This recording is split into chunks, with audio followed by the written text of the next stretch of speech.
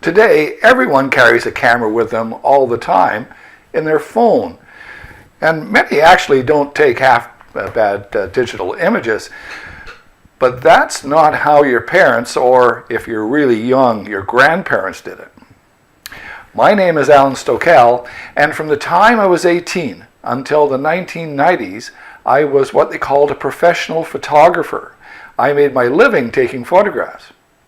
Right now, I'm going to show you some of my film-based cameras, and later I'll give you an opportunity to complete an assignment to create your own mid-century style images using an old film camera and some very new technology.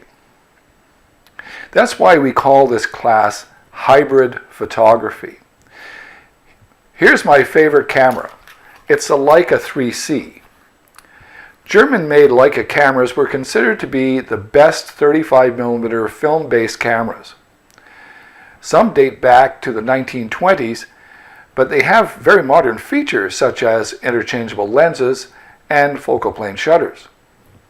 The most expensive camera sold at auction ever was a Leica.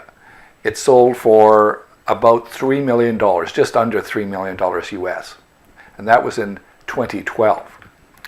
Mine's probably worth about $500, by the way. In the 1960s and 70s, Japan started producing some excellent, well-made cameras. They were the first to automate the exposure settings. Here is a Konica Auto S2.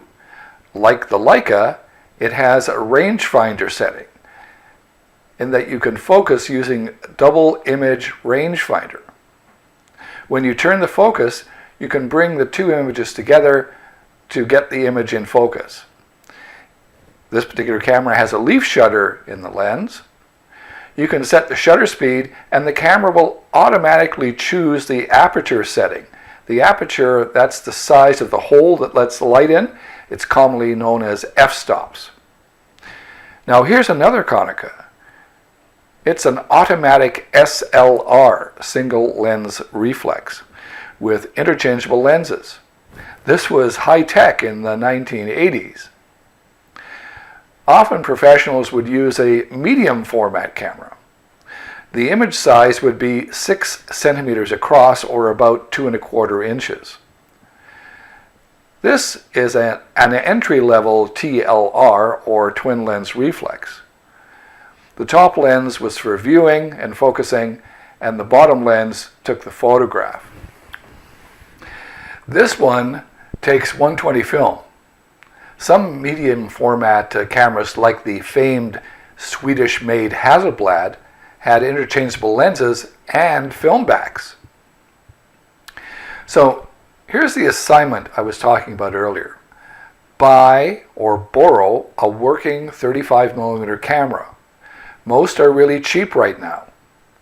Now, by the way, if you don't know where to go, try a pawn shop. Try online Kijiji or Craigslist, or try a camera shop that sells used cameras.